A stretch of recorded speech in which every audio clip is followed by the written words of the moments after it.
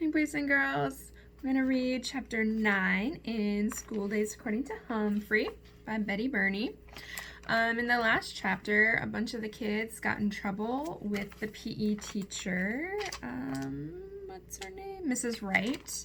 They got in trouble on the playground for fighting and popping wheelies in the wheelchair.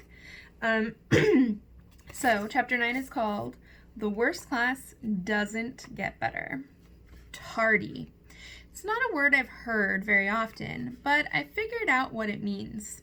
Late. If you're tardy, you have to go to the office and get a piece of paper that lets you back into class. This year, I've heard the word tardy more often than I did last year.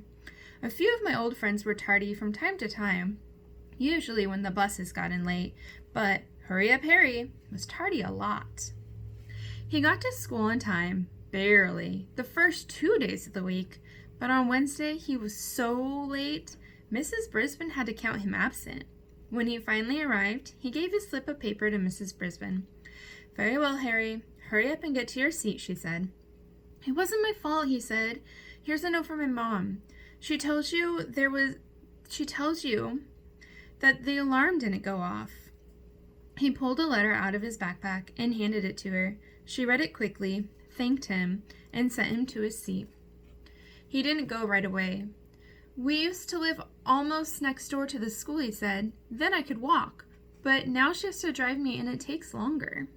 Mrs. Brisbane looked at Harry as if she didn't know what to say, which is pretty unusual for Mrs. Brisbane. "Does this mean I can't have Humphrey this weekend?" Harry asked. "We'll talk about it later, Harry," Miss Brisbane said. "It wasn't really his fault, was it, Og?" I asked my neighbor, while my friends worked on math problems. I should have been working on them too, but I was thinking more about Harry's problem than about number problems. Og didn't answer. He just splashed lazily in the water. I wasn't sure what he thought about Hurry Up Harry. That night, when Aldo came, he went right to work sweeping the room with long, graceful strokes of the broom. We're still learning about you guys in biology," he said. "Amphibians and mammals." "What did you learn, Aldo?" I squeaked. "Mammals are born from their mamas, and amphibians hatch out of eggs," he said. I almost fell off my tree branch. "Eek!" I squeaked. Og came out of an egg like a chicken? "Of course, after they hatch out of eggs, frogs are cute little tadpoles," Aldo continued. I wasn't sure what a tadpole was, but it was hard to picture Og being cute. Aldo chuckled. "Birds come out of eggs, and so do some reptiles," he said. "But of course, birds have feathers, and fish have scales and gills."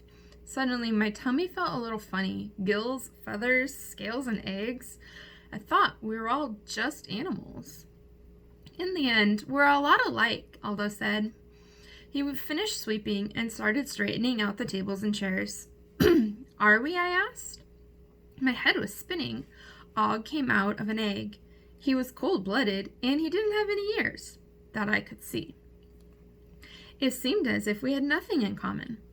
"That's the great thing about biology," Aldo said, as he pulled up a chair close to our table and took out his supper.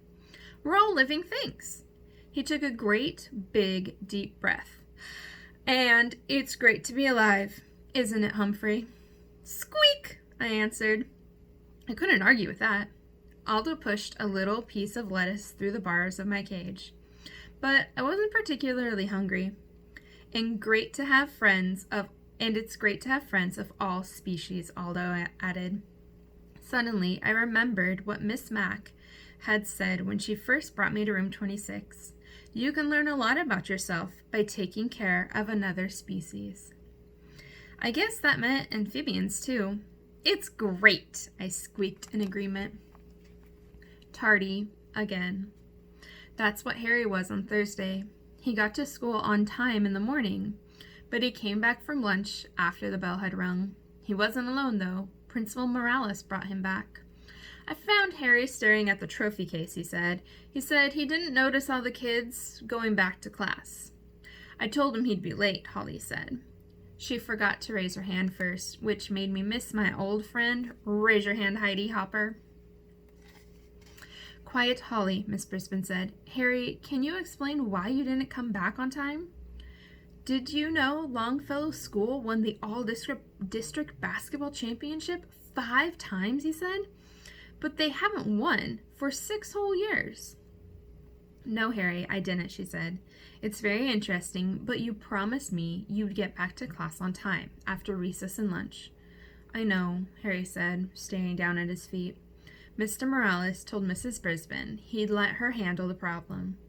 I thought Harry was lucky that he didn't have to sit at the principal's office and hear how disappointed Mr. Morales was. I was a little disappointed in Harry. Why couldn't he learn to hurry up? Harry, can you tell the time? Miss Brisbane asked. Harry, can you tell time? Miss Brisbane asked Hurry Up Harry, when she kept him in during afternoon recess. Harry nodded. She asked him to tell her what time it was, right then, and he was correct. Then why are all the other students able to hear the bell and get back to class on time, and you aren't? She asked. It was the same question I would have asked if I had a chance. Just when the bell rang, I happened to be standing next to the trophy case. I'd never noticed it before, he said. I'll be on time tomorrow. It seems as if you have 2 problems, Miss Brisbane said. One problem is that your parents have a little trouble getting you here on time. I know, Harry said. They lose track of time. Miss Brisbane nodded. Yes, but you have a problem remembering to get in line and come back to class on time. You can't blame your parents for that. I guess I lose track of time too, Harry said. I have an idea, Miss Brisbane said. Why don't you watch the clock in the morning and remind your parents when it's time to leave? It may not be your fault that you're late, but maybe you can try to help them. Okay, Harry said. Second, when you see your friends lining up, you line up too. No matter how interesting the trophy case is or what size anthill you see, you need to take responsibility. I agreed with that. You won't have Humphrey this weekend, but if you can get back to class on time all of next week, you can take him home, she said. Really? Harry smiled from ear to ear. I can do it? Mrs. Brisbane let him go out to recess, but after he left, she kept on talking. I'm not sure if she was talking to me or just herself, but I listened. I'm pretty sure Og did too. I've had problems with dawdlers before, she said, but never quite like Harry. The next day, I waited anxiously for Mrs. Brisbane to make a very important announcement. Luckily, I didn't have to wait too long. Paul Fletcher will be taking Humphrey home for the weekend, she said. I have the permission slip. Who is picking you up today, she asked. My dad, Paul said. I was happy to be going home with small Paul. He seemed happy too. In fact, he looked a little taller for the rest of the afternoon as he sat up very straight and glanced over at my cage a lot. It won't be long now, Humphrey, he told me after recess. Not everybody was happy, though. Harry looked embarrassed because he hadn't been on time all week, as promised. Tall Paul seemed especially grumpy. I know Helpful Holly was hoping to have me for the weekend, too. But in the end, I thought Miss Brisbane made a very good choice. Small Paul's dad wore a suit when he picked me up. He had taken off work early to get us. I have to admit, I felt unsqueakably important, but I did remember to say goodbye to Og as Mr. Fletcher carried my cage out of the classroom. I'll tell you all about it Monday. Bye, I said. At their home, Mr. Fletcher got me settled on a desk in Paul's room. Humphrey, I've been looking forward to meeting you for a long time, he said. Thanks a lot, I replied, which made Paul and his dad laugh, even though I'm pretty sure they didn't understand exactly what I said. My weekend at Small Paul's house was pretty quiet, except for his little brother Max. Every time he saw me, Max jumped up and down, flapped his arms, and squealed. I think that meant he liked me. He was only 2 years old, and much smaller than Paul. Sometimes Paul picked up his brother and carried him around. To Max, Small Paul was extremely tall. The Fletcher family did fun things, like watch movies and play games and eat popcorn, like the other families I'd stayed with. Paul, of course, did his homework, because he was a very, very, very good student. On Sunday afternoon, Paul cleaned my cage while Max watched. Poopy, Max said, flapping his arms up and down and squealing. I was glad Paul didn't squeal. Afterward, Paul settled down at his desk and worked on his model planes. They had small wings and a small cockpit that were just about my size. I wondered how it would feel to fly. But then I remembered the unsqueakably dangerous boat ride I took once and tried not to think about it anymore.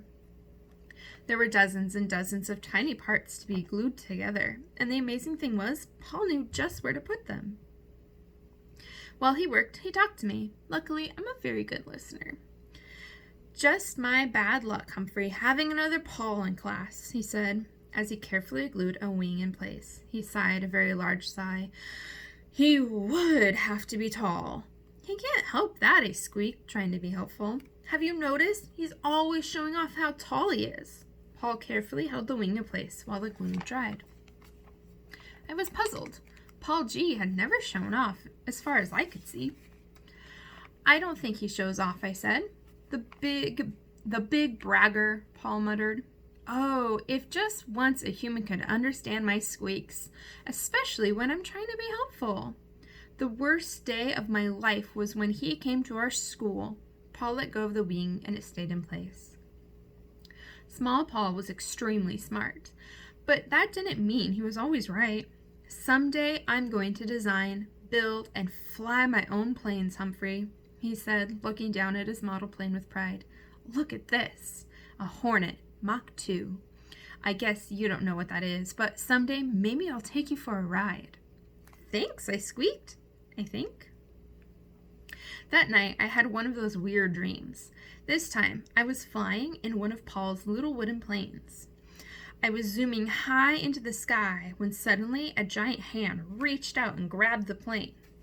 I looked up at the face of the person holding the plane in his hand. It was Paul Green, Tall Paul. "Now you know what it feels like to be tall," he said. Then he raised his arm and let go of the plane. Up, up, up, into the clouds. I kept going and going until, thank goodness, I woke up. Like I said, it was a weird dream. On Monday morning, Max gave a final squeal, and I was on my way back to room 26. Small Paul, as usual, got to class early. Kelsey was right behind us, and she bumped Paul's arm, which jiggled and joggled my cage like crazy. "Be careful, Kelsey," Paul snapped at her. "Sorry," she said. "Is Humphrey okay?" "Yes," I squeaked weakly. Kelsey seemed like a nice girl, but I wish she would pay a little more attention. "How was your weekend with Humphrey?" Miss Brisbane asked when Paul placed the cage back on the table by the window. "Great," said Small Paul. "Maybe you can show Paul G. how to take care of Humphrey now that you have experience," she suggested. Paul looked shocked. "Do I have to?" "Well, it would be nice," Miss Brisbane said. "He's new to the school, and he'd like to be included." "I'll think about it," Small Paul answered. I could see by the look on his face that he'd already made up his mind. Just then, the final bell rang. Hurry Up Harry raced through the door while it was still clanging. He rushed to his seat and sat down, panting, but he looked proud. "I'm not tardy, am I?" he asked. "No," Miss Brisbane said. He looked pleased, but when I glanced at Small Paul, he wasn't looking pleased at all. "Ugh," I squeaked to my neighbor. "We really have our work cut out for us." "Boing," he agreed. Humphrey's rule of school: never, never, never be tardy, and always, always, always listen to the class pet, even if you have trouble understanding. Chapter 10 is called The Very Worst Day. I'll read it later.